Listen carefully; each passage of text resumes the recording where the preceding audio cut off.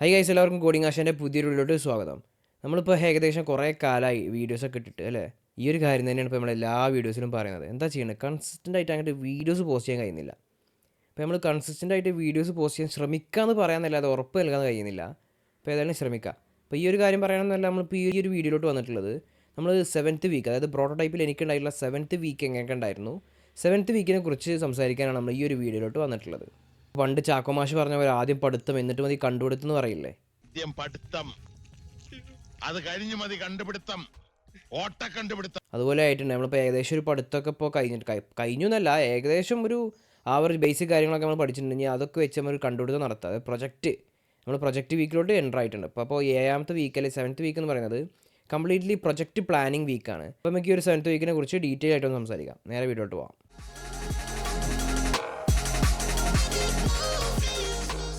അപ്പോൾ 7th വീക്കിനെ കുറിച്ച് പറയാനാണെന്ന് വെച്ചാൽ 7th വീക്ക് ഞാൻ പറഞ്ഞ പോലെ തന്നെ പ്രൊജക്റ്റ് പ്ലാനിങ് വീക്കാണ്. അപ്പോൾ നമുക്ക് ഈ ഒരു വീക്കിൽ പ്രൊജക്റ്റ് കോഡ് ചെയ്ത അങ്ങനത്തെ കാര്യങ്ങളൊന്നുമില്ല, കംപ്ലീറ്റ് പ്ലാനിങ്. അതായത് പ്രൊജക്റ്റ് എങ്ങനെയൊക്കെ ഉണ്ടാവണം. നിങ്ങളൊരു ഇ-കൊമേഴ്സ് വെബ്സൈറ്റാണ് ഉണ്ടാക്കുന്നത്. ഞാൻ മേൺസ്റ്റാക്കാരുടെ കാര്യമാണ് പറയുന്നത്. ഇ-കൊമേഴ്സ് വെബ്സൈറ്റാണ് ഉണ്ടാക്കുന്നത്.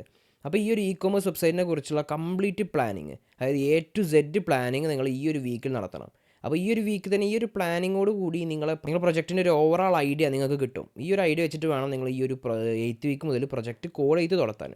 അപ്പോൾ എന്തൊക്കെയാണ് ഈ 7th വീക്കിൽ എന്തൊക്കെ പ്ലാനിങ് ആണ് വരുത്തേണ്ടത് നമുക്കൊന്ന് ഡീറ്റെയിൽ ആയിട്ട് സംസാരിക്കാം. മെയിനായിട്ട് ഈ ഒരു വീക്കിലുള്ളത് ഒരു 3 കാര്യങ്ങൾ അല്ലെങ്കിൽ 4 കാര്യങ്ങളാണ് മെയിനായിട്ട് ഈ ഒരു വീക്കിലുള്ളത്.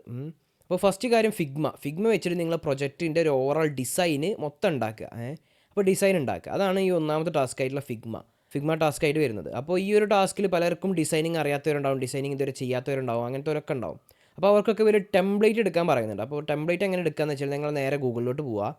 ഗൂഗിളിൽ ഫിഗ്മ ഇ-കൊമേഴ്സ് ടെംപ്ലേറ്റ് അടിച്ചാൽ ഫിഗ്മേൻ്റെ ഒഫീഷ്യൽ സൈറ്റിൽ തന്നെ നിങ്ങൾക്ക് എന്ത് കാണാൻ സാധിക്കും, ധാരാളം ടെംപ്ലേറ്റ്സുകൾ കാണാൻ സാധിക്കും, ഈ ഒരു ഫിഗ്മ വെച്ചിട്ടുള്ള ടെംപ്ലേറ്റ്സുകൾ. പക്ഷേ ഈ ഒരു ടെംപ്ലേറ്റുകളിലെല്ലാം എന്താ പറയുക, കംപ്ലീറ്റ് ആയിട്ടുള്ള എല്ലാ പേജസ് ഈ ഒരു ഇ-കൊമേഴ്സ് വെബ്സൈറ്റ് നോക്കുകയാണെന്ന് വെച്ചെങ്കിൽ എല്ലാ പേജസിൻ്റെ ഡിസൈൻ ഈ ഒരു ടെംപ്ലേറ്റുകളിൽ ഉണ്ടായിക്കൊള്ളുന്നില്ല. അപ്പോൾ നിങ്ങൾ ഈ ഒരു ടെംപ്ലേറ്റിൻ്റെ ഒരു ഐഡിയ വെച്ചിട്ട് നിങ്ങൾക്ക് ജസ്റ്റ് കോപ്പി പേസ്റ്റ് ചെയ്ത് കഴിഞ്ഞാൽ ഈ ബാക്കിയുള്ള പേജസൊക്കെ നിങ്ങൾക്ക് സുഖമായിട്ട് ഉണ്ടാക്കാൻ സാധിക്കുന്നതാണ്. അപ്പോൾ നിങ്ങൾ പരമാവധി ടെംപ്ലേറ്റ് എടുത്ത് യൂസ് ചെയ്ത് ചെയ്യുക. കാരണം ടെംപ്ലേറ്റ് യൂസ് ചെയ്ത് കഴിഞ്ഞാൽ പല പല ഐഡിയാസ്, അതായത് പുതിയ പുതിയ ന്യൂ ഡിസൈൻസൊക്കെ പുതിയ ടെംപ്ലേറ്റ്സുകളിൽ ഉണ്ടാകും. അപ്പോൾ സിമ്പിളാണ്, നിങ്ങൾ പറഞ്ഞ പോലെ തന്നെ ഫിഗ്മയുടെ ടെംപ്ലേറ്റ്സ് വേണമെന്നുണ്ടെങ്കിൽ പല പല ടെലഗ്രാം ഗ്രൂപ്പ്സ് ഉണ്ട്, ടെംപ്ലേറ്റ്സിനായിട്ടുള്ള ടെലഗ്രാം ഗ്രൂപ്പ്സുകളുണ്ട്. അതുപോലെ ടെംപ്ലേറ്റ് നിങ്ങൾക്ക് എവിടെ നിന്നും കിട്ടും, ഫിഗ്മൻ്റെ ഒഫീഷ്യൽ വെബ്സൈറ്റിൽ തന്നെ നിങ്ങൾക്ക് ഇ-കൊമേഴ്സ് വെബ്സൈറ്റിൻ്റെ ഒരു ടെംപ്ലേറ്റ് തരിക എന്നാൽ അഡ്മിൻ പേജിനും യൂസർ പേജിനുള്ള ടെംപ്ലേറ്റ്സുകൾ നിങ്ങൾക്ക് ലഭിക്കും. അപ്പോൾ നിങ്ങൾ ശ്രദ്ധിക്കേണ്ട കാര്യങ്ങൾ, നിങ്ങൾ ഈ ഒരു ആമസോണോ ഫ്ലിപ്കാർട്ടോ അങ്ങനെ ഏതെങ്കിലും ഒരു ഇ-കൊമേഴ്സ് പ്ലാറ്റ്ഫോം എടുത്തിട്ട് അതൊന്ന് അനലൈസ് ചെയ്യുക. അപ്പോൾ ഈ ഒരു അനലൈസ് ചെയ്തത് കൊണ്ട് നിങ്ങൾക്ക് മനസ്സിലായി ഏതൊക്കെ പേജസ് വേണം. ഇപ്പോൾ ഉദാഹരണത്തിന് കുറച്ച് പേജസുകൾ, അതായത് ഈ ഒരു ഫിഗ്മയിൽ നിങ്ങൾ ഡിസൈൻ ചെയ്യേണ്ട കുറച്ച് പേജസുകളെ കണക്ക് പറയുകയാണെന്ന് വെച്ചാൽ ഹോം പേജ് വേണം ഒരു യൂസർക്ക് കാണാൻ സാധിക്കാത്ത രീതിക്ക്. ഇപ്പോൾ ഒരു ഫ്ലിപ്കാർട്ട് ഒരു ആമസോണൊക്കെ എടുത്തു കഴിഞ്ഞാൽ Flipkart.com, Amazon.com അതൊക്കെ നേരെ ഡയറക്റ്റ് ചെയ്യുന്നത് അവരുടെ ഹോം പേജിലോട്ടായിരിക്കും. അപ്പോൾ ഒരു ഹോം പേജ് നിങ്ങൾക്ക് വേണം. അതുപോലെ ഒരു ഷോപ്പിംഗ് പേജ്, ഈ ഷോപ്പിംഗ് പേജിൽ പല പല കാറ്റഗറീസ് ലിസ്റ്റ് ചെയ്തിരിക്കണം. ഓരോ കാറ്റഗറിയിലോട്ട് നമ്മൾ പോകുമ്പോൾ ആ കാറ്റഗറിയിലുള്ള പ്രൊഡക്ട്സുകൾ ലിസ്റ്റ് ചെയ്യണം. അങ്ങനത്തെ ഒരു ഷോപ്പിംഗ് പേജ് വേണം. പിന്നെ യൂസർക്ക് ലോഗിൻ ചെയ്യാനുള്ള ഒരു user login page, user sign up page, ഇങ്ങനത്തെ കാര്യങ്ങൾ വേണം. പിന്നെ ഒരു OTP വെരിഫിക്കേഷൻ ആണെങ്കിൽ OTP വെരിഫിക്കേഷൻ്റെ ഒരു പേജ് വേണം. അതുപോലെ ഇനിയിപ്പോൾ ഫോർഗോട്ട് പാസ്വേഡ് ആണെന്നുവെച്ചെങ്കിൽ ഫോർഗോട്ട് പാസ്വേഡിൻ്റെ ഒരു പേജ് വേണം. അത് റീസെറ്റ് ചെയ്യാനുള്ള പേജ് വേണം. അത് OTPൻ്റെ അതിൻ്റെ പേജ് വേണം. പിന്നെ ഒരു യൂസറുടെ സൈഡിലോട്ട് വരികയാണെങ്കിൽ ഇതൊക്കെ യൂസർ സൈഡ് തന്നെയാണ്, അഡ്മിൻ സൈഡ് ഇപ്പോൾ നമ്മൾ പറഞ്ഞിട്ടില്ല. യൂസർ സൈഡിൽ നമ്മൾ ഒരു പ്രൊഡക്റ്റിൻ്റെ പ്രൊഡക്റ്റ് ഡീറ്റെയിൽസ് പേജ് വേണം. പിന്നെ കാർട്ട് വേണം. ഒരു ഇ-കൊമേഴ്സ് വെബ്സൈറ്റിൽ എന്തായാലും നിർബന്ധമായിട്ട് ഉണ്ടായിരിക്കേണ്ട 2 കാര്യങ്ങളാണ് കാർട്ടും അതുപോലെ തന്നെ വിഷ് ലിസ്റ്റും. അപ്പോൾ കാർട്ട് വേണം, വിഷ് ലിസ്റ്റ് വേണം. ഞാൻ പറയുന്ന ഈ ഒരു പേജസുകളൊക്കെ നമ്മളിവിടെ ഇങ്ങനെ കാണിക്കുന്നുണ്ട്.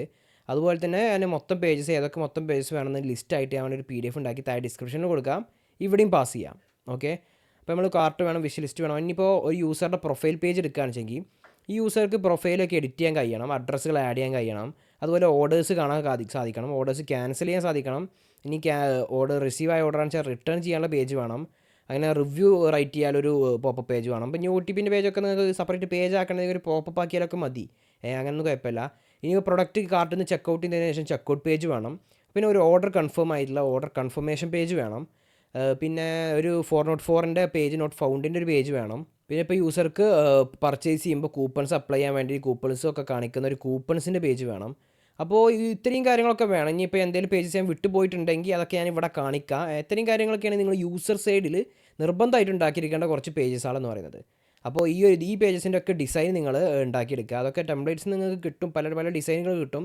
ഈ ഒരു ഡിസൈനൊക്കെ വെച്ചിട്ട് നിങ്ങൾ ആ ടെംപ്ലേറ്റിൽ ഇംപ്ലിമെൻറ്റ് ചെയ്താൽ മാത്രം മതി. ഇതിപ്പോൾ നമ്മൾ യൂസർ സൈഡിനെ കുറിച്ചാണ് പറഞ്ഞിട്ടുള്ളത്. ഇനി നമ്മൾ അഡ്മിൻ സൈഡിനെ കുറിച്ച് പറയുകയാണെന്ന് വെച്ചെങ്കിൽ ഈ അഡ്മിൻ സൈഡിൽ മെയിനായിട്ട് അഡ്മിൻ്റെ ഒരു ലോഗിൻ പേജ് വേണമല്ലോ. ഓക്കെ, അഡ്മിൻ്റെ ഒരു ലോഗിൻ പേജ് വേണം. അഡ്മിൻ ഡയറക്റ്റായിട്ട് നിങ്ങൾ ഹോം പേജിലോട്ടോ അല്ലെങ്കിൽ അഡ്മിൻ ഡാഷ്ബോർഡ് പേജിലോട്ടോ റീഡയറക്റ്റ് ചെയ്ത് വിടരുത്.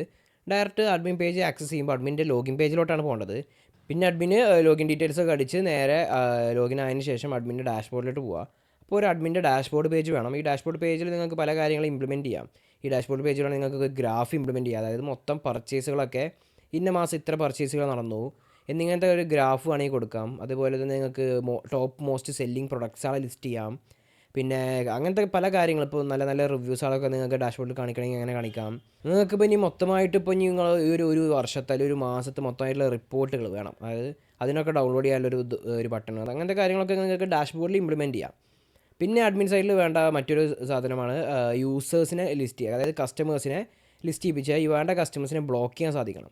അങ്ങനെ കസ്റ്റമേഴ്സിൻ്റെ ഡീറ്റെയിൽസ്, കസ്റ്റമേഴ്സിൻ്റെ കസ്റ്റമർ ID, അവരുടെ അഡ്രസ്സ്, അവരുടെ ഫോൺ നമ്പർ, ഇമെയിൽ, അങ്ങനത്തെ കാര്യങ്ങളൊക്കെ ലിസ്റ്റ് ചെയ്യുന്നൊരു പേജ്. അവിടെ നിങ്ങൾക്ക് എന്തും സാധിക്കണം. ഈ ഒരു കസ്റ്റമറിനെ ബ്ലോക്ക് ചെയ്യാനും സാധിക്കണം, ബ്ലോക്കും അൺബ്ലോക്കും ചെയ്യാനും സാധിക്കണം. പിന്നെ അടുത്ത അഡ്മിൻ സൈഡിൽ വേണ്ട ഒരു പ്രൊഡക്റ്റ് പേജാണ്. അത് നമുക്ക് അഡ്മിൻസിന് ഓരോ പ്രൊഡക്ട്സ് ആഡ് ചെയ്യാൻ കഴിയണം. അതുപോലെ തന്നെ ഉള്ള പ്രൊഡക്ട്സിനെ എഡിറ്റ് ചെയ്യാൻ കഴിയണം, ഉള്ള പ്രൊഡക്ട്സിനെ അൺലിസ്റ്റ് ചെയ്യാൻ കഴിയണം.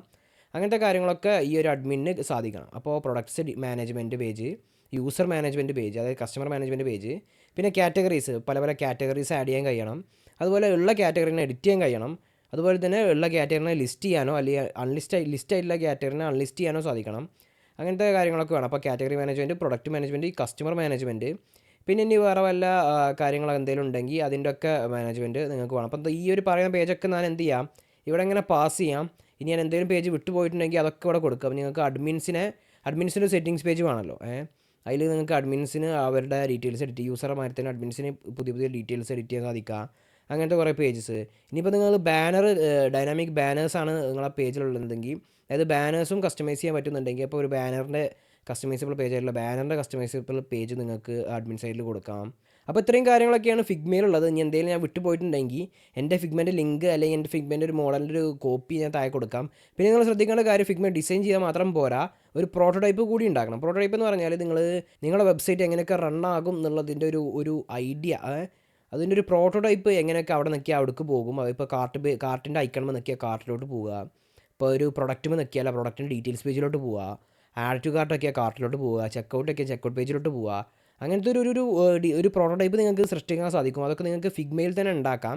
അപ്പോൾ അതൊക്കെ ഞാനൊരു വീഡിയോ രൂപത്തിൽ ഇങ്ങനെ പാസ് ചെയ്ത് പോവാം. ഈ ഒരു വീഡിയോ ഡീറ്റെയിൽ ആയിട്ട് പറയാനുള്ള ഒരു ഇതില്ല. അതൊക്കെ സിമ്പിളാണ്. നിങ്ങളൊന്ന് ജസ്റ്റ് നോക്കിയാൽ നിങ്ങൾക്ക് ഈ ഒരു വീക്ക് സിമ്പിളായിട്ട് എടുത്തെടുക്കാൻ കഴിയും. ഇനി നമ്മൾ API ഡോക്യുമെൻറ്റേഷനാണ് അടുത്തതായിട്ട് ഈ ഒരു വീക്കിൽ ചെയ്യേണ്ടത്. അപ്പോൾ API ഡോക്യുമെൻറ്റേഷൻ ഒരു സാമ്പിൾ നമുക്ക് ഇവർ തന്നെ ഒരു PDF രൂപത്തിൽ അയച്ചു തരുന്നതാണ്. അപ്പോൾ ഈ ഒരു സാമ്പിൾ അനുസരിച്ചാണ് നിങ്ങൾ API ഡോക്യുമെൻറ്റേഷൻ ചെയ്യേണ്ടത്. അപ്പോൾ അത് നിങ്ങൾക്ക് API ഡോക്യുമെൻറ്റേഷൻ ചെയ്യാൻ പറ്റിയ ഏറ്റവും നല്ല സോഫ്റ്റ്വെയർ എന്ന് പറയുന്നത് പോസ്റ്റ്മാൻ എന്ന് പറയുന്ന സോഫ്റ്റ്വെയർ ആണ്. അപ്പോൾ പോസ്റ്റ്മാൻ നിങ്ങൾക്ക് അവരുടെ സ്വന്തമായിട്ടുള്ള വെബ്സൈറ്റ് ഉണ്ട്, അതുപോലെ തന്നെ ആപ്ലിക്കേഷൻ ഉണ്ട്. അപ്പോൾ ഏതെങ്കിലുമൊക്കെ ഇൻസ്റ്റാൾ ചെയ്തിട്ട് നിങ്ങൾ API ഡോക്യുമെൻറ്റേഷൻ ചെയ്യാം. അപ്പോൾ എന്താണ് ഈ API ഡോക്യുമെൻറ്റേഷൻ എന്ന് പറഞ്ഞാൽ, നിങ്ങൾ ഇപ്പോൾ ഞാനിപ്പോൾ ഒരു കാർട്ട് പേജ് പറഞ്ഞു, പ്രൊഡക്റ്റ് പേജ് പറഞ്ഞു, അതൊക്കെ പറഞ്ഞല്ലോ. ഇങ്ങനെ ഈ ഓരോ പേജിനും ഉണ്ടാകുന്ന ഏതൊക്കെ HTTP റിക്വസ്റ്റുകൾ ഏതൊക്കെയാണോ, അതിൻ്റെ URL എന്തൊക്കെയാണോ അതൊക്കെ ഡോക്യുമെൻ്റ് ചെയ്ത് വെക്കുക. അതാണ് മെയിനായിട്ട് API ഡോക്യുമെൻറ്റേഷൻ എന്ന് പറഞ്ഞാൽ. ഇപ്പോൾ ഉദാഹരണത്തിന് ഇപ്പോൾ നമ്മൾ കാർട്ട് പേജ് നമുക്ക് ഗെറ്റ് ചെയ്യണം. അപ്പോൾ ആ പേജ് ഗെറ്റ് ചെയ്യാൻ വേണ്ടിയിട്ട് നമ്മൾ ഗെറ്റ് റിക്വസ്റ്റ് വേണം. പിന്നെ കാർട്ടിലോട്ട് പോസ്റ്റ് ചെയ്യാൻ വേണ്ടിയിട്ട്, അതായത് കാർട്ടിലോട്ട് സാധനങ്ങൾ ആഡ് ചെയ്യാൻ വേണ്ടിയിട്ട് ഒരു പോസ്റ്റ് റിക്വസ്റ്റ് വേണം.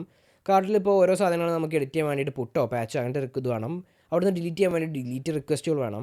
അങ്ങനെ എല്ലാ റിക്വസ്റ്റുകളും നിങ്ങൾ ഈ ഒരു പോസ്റ്റ്മാൻ നിങ്ങൾക്ക് ഈ പോസ്റ്റ്മാനെ നിങ്ങൾക്ക് നോക്കിയാൽ തന്നെ യൂസർ ഫ്രണ്ട്ലിയാണ്.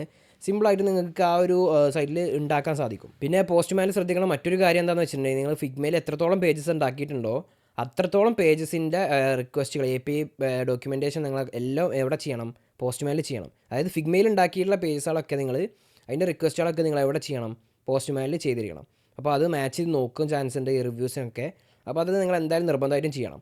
ഇനി നമ്മൾ അടുത്ത് സംസാരിക്കാൻ പോകുന്നത് ഡാറ്റാബേസിൻ്റെ ഡിസൈനാണ്. Okay, database design. അപ്പോൾ ഡാറ്റാബേസ് ഡിസൈൻ ചെയ്യാൻ നിങ്ങൾക്ക് പല പല സോഫ്റ്റ്വെയർസ് ഉണ്ട്. eraser.io എന്ന് പറയുന്ന ഒരു വെബ്സൈറ്റ് ഉണ്ട്. അതുപോലെ കോഡ് പ്ലാനർ പറയുന്ന വെബ്സൈറ്റ് ഉണ്ട്. അങ്ങനെ പല വെബ്സൈറ്റ് ഉണ്ട്. നിങ്ങൾക്ക് ഏതാണോ നിങ്ങൾക്ക് ആപ്റ്റായിട്ട് തോന്നുന്നത് അത് നിങ്ങൾക്ക് ചൂസ് ചെയ്യാവുന്നതാണ്. ഞാൻ ചൂസ് ചെയ്തിട്ടുള്ളത് കോഡ് പ്ലാനർ എന്ന് പറയുന്ന വെബ്സൈറ്റാണ്. അപ്പോൾ നിങ്ങൾ എന്താ ചെയ്യുന്നത് വെച്ചാൽ, ഓരോ കളക്ഷൻസ് നിങ്ങളുടെ ഡാറ്റാബേസിൽ ഒരു ഡാറ്റാബേസ് ഉണ്ടാവുമല്ലോ, നിങ്ങളുടെ ഡാറ്റാബേസിൽ ഉണ്ടാവേണ്ട ഓരോ കളക്ഷൻസ് ലിസ്റ്റ് ചെയ്ത് വെക്കുക. ആ കളക്ഷൻസിൽ വരുന്ന ഫീൽഡുകൾ ഒക്കെ ലിസ്റ്റ് ചെയ്ത് വെക്കുക. അത് ഡിസൈൻ ചെയ്ത് വെക്കുക. അപ്പോൾ അതൊക്കെ നിങ്ങൾക്ക് ഈ നിങ്ങളെ ഫിഗ്മയിൽ എങ്ങനെയാണുള്ളത് അതുപോലെയാണ് നിങ്ങൾ ഡാറ്റാബേസിലും ഡിസൈൻ ചെയ്ത് വെക്കേണ്ടത്.